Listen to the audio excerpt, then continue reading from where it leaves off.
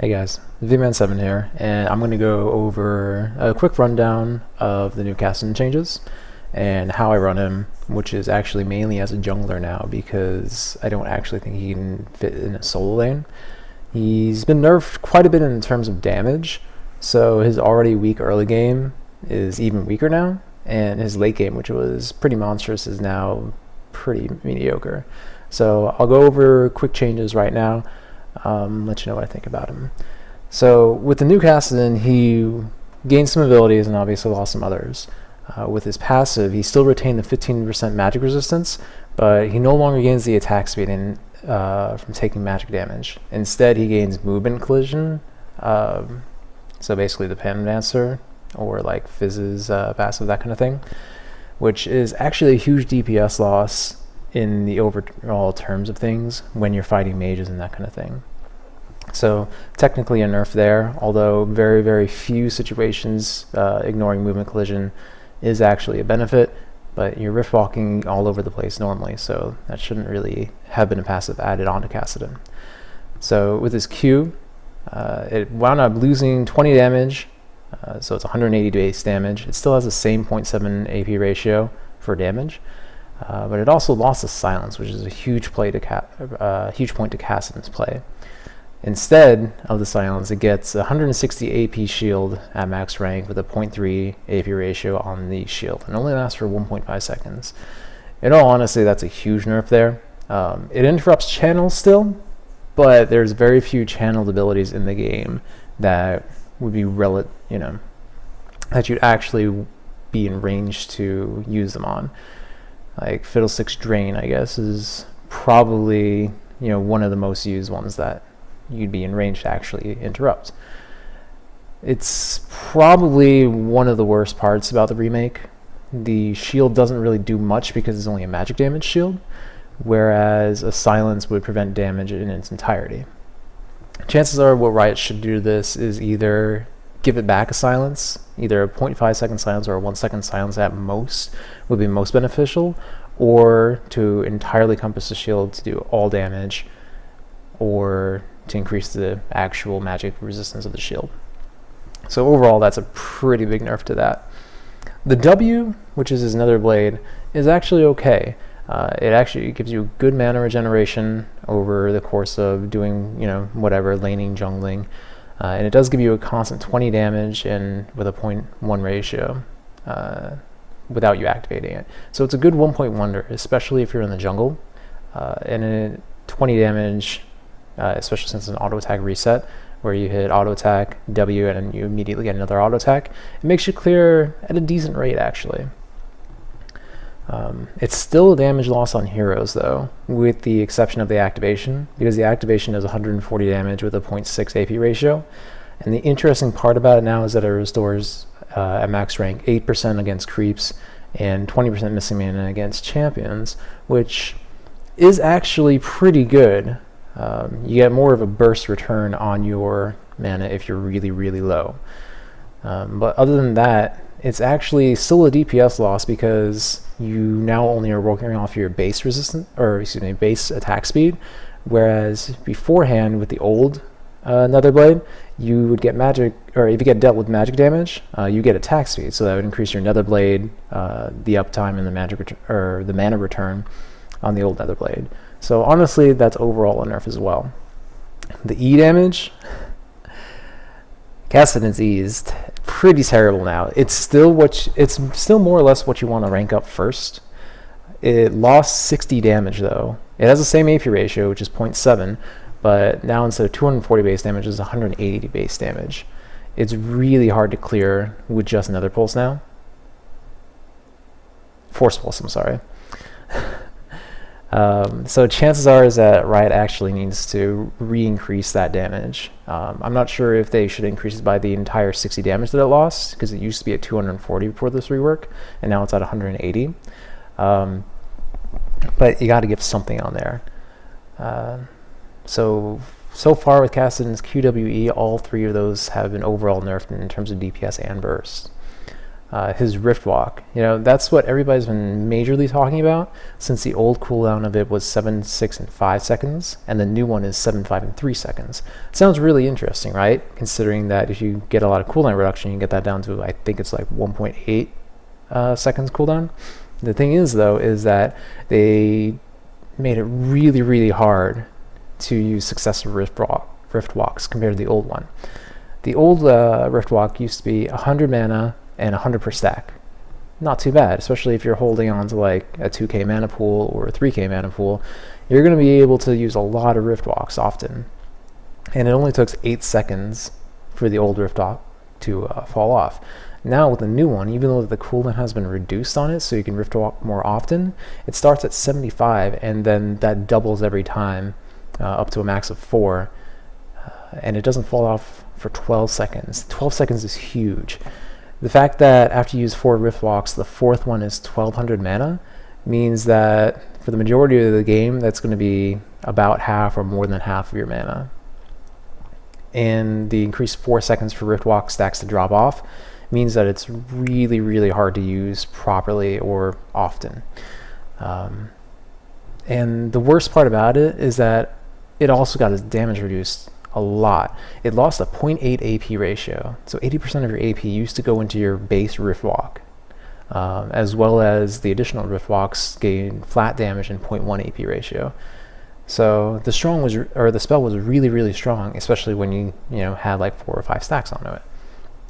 They replaced the AP ratio with a maximum mana. It's 2%, and then 1% additional maximum mana for every additional Rift Walk.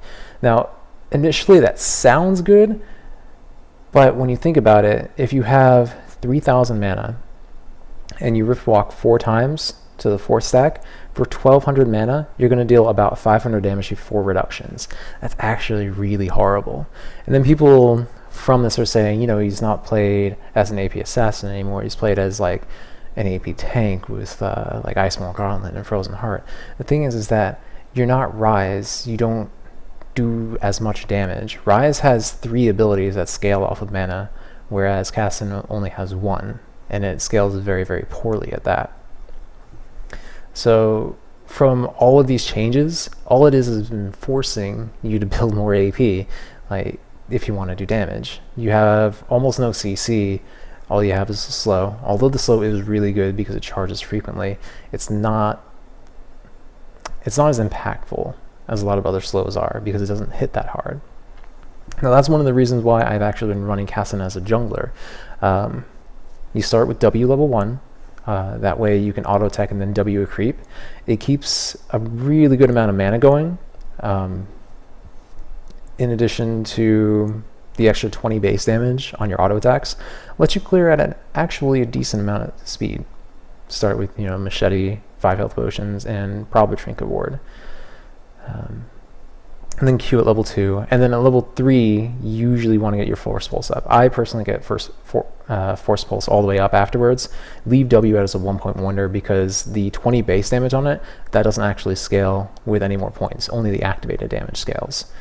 That's another thing I can see Riot going into later on, is buffing the W damage, so that the more points you put into W, the more base damage on your auto attacks you give. You maybe like 10 per level, so 20, 30, 40, etc. I don't think that they really will go that route, but in all honesty, they probably should wind up increasing the Q damage slightly, increasing E damage, and probably giving an AP ratio back to his R. But if you guys want, I'm going to go ahead and show you real quick what I use for Jungle Kassadin. It's a standard 2190 build. I like double-edged sword. It helps you do more damage in your melee, so you actually get more benefit out of it than you would if you're ranged. The Fury is there, so you can attack through the creeps faster. You don't really want or need cooldown reduction with the new Kassadin. His, like I said, is at rank 16, or level 16, his level 3 ult is a 3-second cooldown, and you don't actually want to achieve a lot of mana or cooldown reduction because you just go out of mana way too fast. Pretty explanatory for the rest of it. The devastating strikes is, if you go down in offense, just regular damage and all that kind of stuff. The only thing is that spell weaving over here, this is actually a throwaway talent. You have one extra point where you can put it into something else entirely if you want. You can put it into Dangerous Game if you really want. This Warlord doesn't actually help, but you could honestly put it into Brute Force. This is another 4 attack damage late game. You could put it into Fury, or you can put it into Butcher as well. I just put it into Spell Weaving because it is kind of useful when you find somebody, you auto attack W, that puts 2 stacks already, and it's a small DPS increase.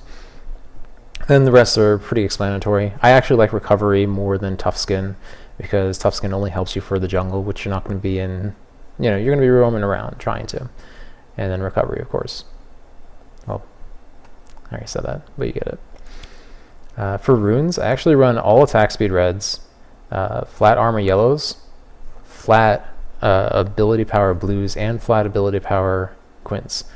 So you wind up with 15% attack speed, 13 armor, and 26 ability power.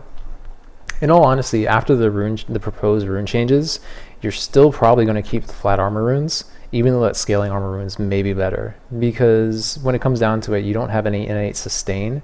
You're pretty much going over just Spirit Stone in itself. So getting to that, the jungle build, I have played around with several builds. Spectral Wraith, although it's good, I wouldn't actually rush it. Kassadin actually works really well off of just getting Spirit Stone. He's kind of like Warwick in the fact that what I build on Warwick is I go Machete first, and then I rush straight at Wit's End, because that's his first damage increase item. With Kassadin, it's kind of similar, because I go Spirit Stone first, and then I go with Tear, and then after Tear I go into Rod of Ages. That way I can start getting the stacks a little bit earlier on there, complete Rod, and then I keep Tear the way it is, get boots, somewhere in between Rod, and then after that I also get a Lichbane. Because of all of the damage nerfs that Kassadin has taken in his remake, the Lichbane actually really helps give you just that little bit of extra damage so that you can kind of win 1v1s or pick off targets, etc. like that. But overall, Kassadin is really weaker. The reason why I'm running him in jungle once again is because he's not fit for solo lane anymore. He was already weak in solo lane and is even weaker now, but you have to use mobility to your advantage. The same reason why Pantheon is good right now is because he's a mobile ganker. You use his ult to his lane, you're there, it's a 3v2, good work. Even if Kassadin counted as half of a hero, if you go to a lane, you're still having a numbers advantage. Go to a lane, rift walk in, slow him, rift walk again. It's really effective, but you have to realize that you are weaker than you used to be. The final build that I usually have been using on Kassadin is Lichbane, Seraphs, Rod of Ages, Void Staff, Boots, and a Death Cap. Hourglass is situational inside there. If you're taking a lot of focus or you're not positioning well, you can probably take out, I know it's hard to take it out of that because it's very, very tight with what you want to actually build on Kassadin. You may be able to take out Lichbane, you may be able to take out Seraphs, but I probably would keep Rod of Ages, Void, Boots, and Death Cap. You could possibly get away with taking off your boots for an Hourglass, but I wouldn't really recommend it that much, because although you are very mobile with Riftwalk, remember once again it's 1200 mana after 4 stacks. So you'll find a lot of times that if you Riftwalk around too much, especially early game, you have to make sure that the Riftwalk stacks drop off. 12 seconds is a lot longer than 8 seconds. But I'm currently 7-1 with the jungle Kassadin. And like I said, the only reason why I feel it's doing well is because of numbers advantage when you're ganking lanes. If you're behind, you're not going to really be able to sway the tide of things. Like for example, a jungle Wukong. You get a Wukong ult on 5 people, you're going to turn the tides of things. Whereas if Kassadin, if your team's losing, you're going to have a really tough time coming together unless you get picks off on people. And once again, because you're missing out on the silence and reduced damage, it's hard to come back. So too long didn't watch. version would be Kassadin is definitely overall weaker. He probably is going to need a buff on either his Q, his E, or his R. His W actually kind of feels okay the way it is. I like the direction that they put into that, and have a feeling that that's going to stay the same. If Riot really wants to drive it, they're probably going to put more power into his W to enforce, getting up close and dealing damage, and that's why they took off damage from his Null Sphere and his Force Pulse.